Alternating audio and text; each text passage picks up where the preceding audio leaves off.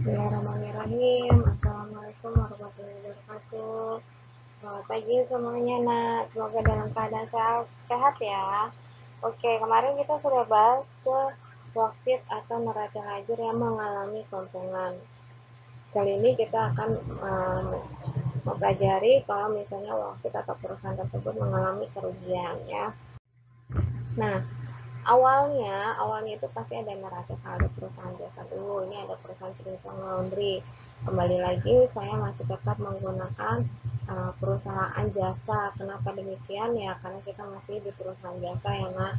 Ini neraca saldo yang didapatkan dari buku besar, semuanya direkap. Kalau posisinya debit ya maka kita akan taruh di debit, kalau kredit ya akan di kredit. Lalu dari neraca saldo ini kita akan ada yang namanya data penyesuaian. Nah, ini data penyesuaiannya. Ini udah kita pelajari ya sebelumnya tentang data penyesuaian. Setelah nanti kita hitung, kita bisa masukkan ke dalam ini itinar penyesuaian sesuai dengan posisinya debit-debit yang kredit-kredit. Dan ini jangan lupa setelah kamu mencatatnya antara debit dan kredit dengan nominal yang sama, lalu ditotalkan. Totalnya itu juga harus sama. Kalau salah, kalau tidak sama berarti kamu cara menghitungnya salah, atau mungkin ada salah penghitungan di dalamnya. Jadi ini harus sama gitu ya, karena ini nanti akan kita masukkan ke dalam buku besar seperti itu ya. Ini ada apa namanya, worksheetnya atau penyesuaiannya. Jadi di sini itu kita akan mengetahui perusahaan ini rugi atau untung. Tapi di sini udah ada tujuan rugi, misalnya yang kali kita sedang ngambil tentang perusahaan itu untung gitu kan. Nah di sini ini sama kayak kemarin cara perhitungannya. Neraca saldo didapatkan dari mana? Neraca saldo ya didapatkan dari neraca saldo yang di awal, ya kan. Terus penyusunan itu dari mana? Penyusunan ini ya ini kita dapatkan dari EJP. Jadi cuma memasukkan saja yang mana yang kira-kira ada EJP-nya. Kalau tidak ada EJP-nya, maka kamu tidak bisa memasukkan datanya.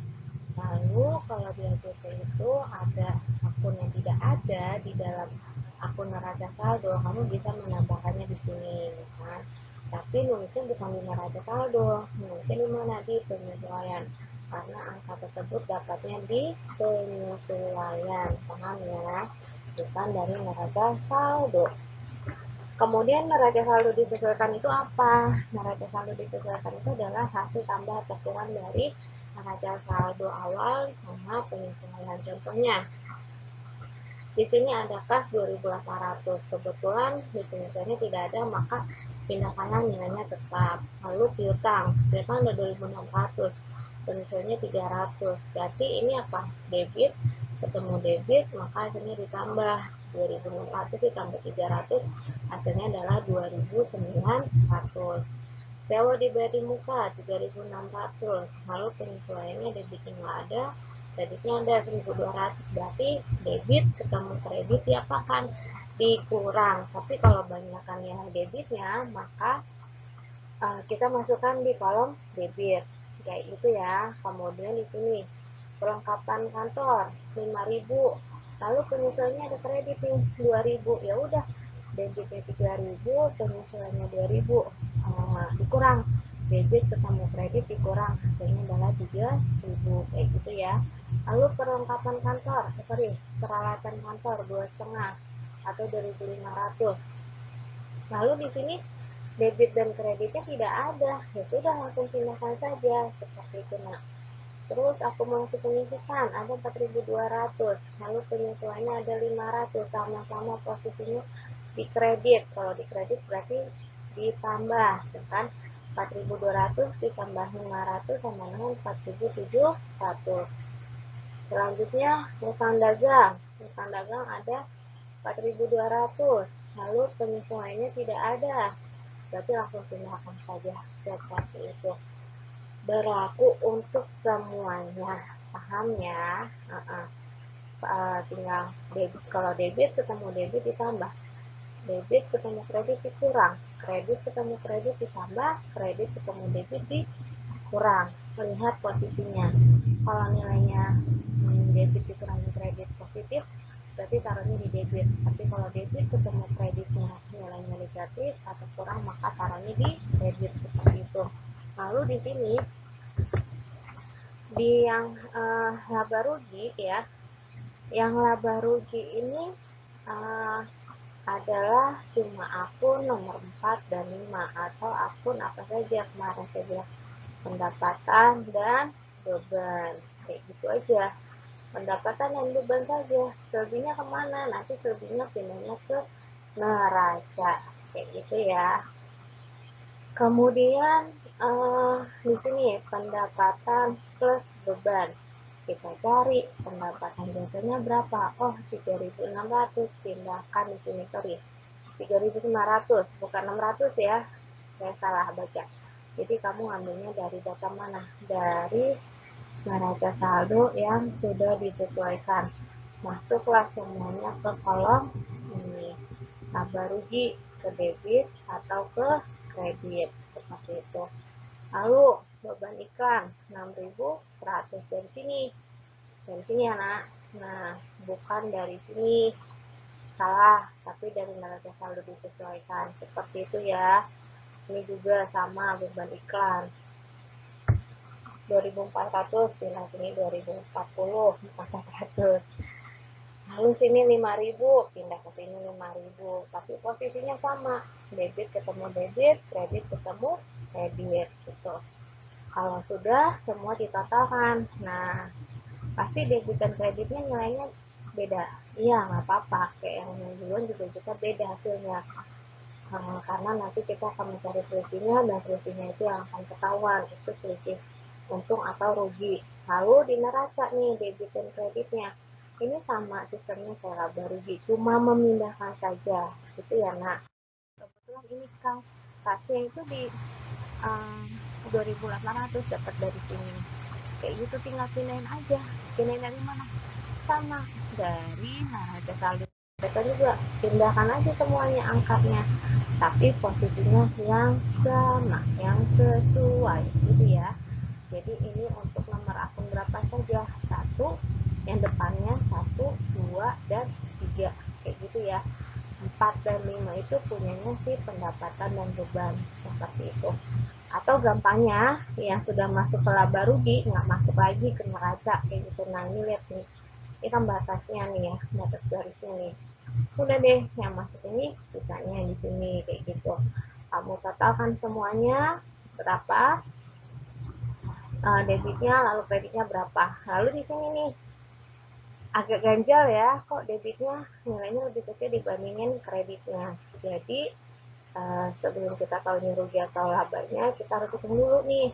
Ini kan debitnya 16.840, lalu kreditnya 3.900. Walaupun ini kolom laba rugi, tapi kita menentukan untung atau ruginya bukan di sini, tapi di kolom neraca gitu ya. Yang minggu lalu juga demikian, harusnya dari kolom neraca bukan kolom laba rugi. Kemudian di sini hasilnya itu adalah 12.940, dapat dari mana? 16.840 dikurangi 3.900, hasilnya adalah 12.940. Silakan kamu taruh di bawah nominal yang paling sedikit. Nah, ini taruhnya di sini gitu ya. Terus ini juga, ini debitnya adalah 16.760, lalu kreditnya adalah 29.700. Cari deh selisihnya. Gimana cara selisihnya? Ya udah, cari aja yang paling besar dikurangi sama yang kecil. Nah, hasilnya berapa? 12.940. Ditaruh di mana? Ditaruh di bawah yang paling sedikit nominalnya. Kayak gitu ya. Nah, kalau udah kayak gini, kan kita tahu nih, oh ternyata debitnya dia lebih kecil dibandingin kreditnya. Berarti perusahaan ini dikatakan apa? Dikatakan dia itu mengalami kerugian sebesar berapa? 12.940, kayak gitu ya nak. Nah, hasilnya itu setelah udah dapat selisihnya, tinggal kamu tambahkan semuanya. Untuk apa? Untuk pembelaan benar nggak sih antara debit dan kredit di laporan laba rugi sama neraca itu sama? Nah, ini kita bisa cek. 16.640 turunin. Nah, ini masih tetap begini ya.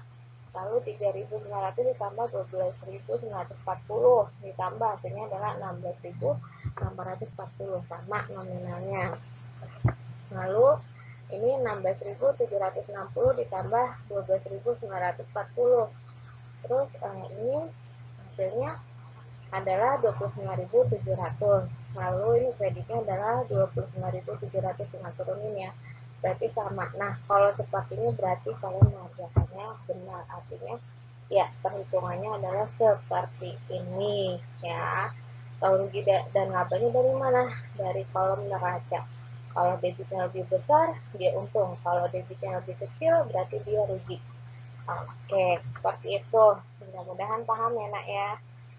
Uh, Kalau ada yang mau ditanyakan, boleh silakan kalian hubungi saya atau silakan tulis komentar. Kalaupun misalnya belum paham lagi, boleh kalian tonton ini lagi dan juga kalian boleh baca-baca buku atau cari-cari informasi atau materi dari lainnya. Uh, apa namanya ilmu pengetahuan itu banyak ya, dari mana aja sumbernya. Insya Allah semuanya sumbernya benar seperti itu. Saya rasa cukup ya nak sampai di sini. Semoga ilmu kita bermanfaat dan kalian juga bisa memanfaatkan ilmu hari ini untuk kedepannya. Mohon maaf kalau ada salah-salah kata. Wassalamualaikum warahmatullahi wabarakatuh.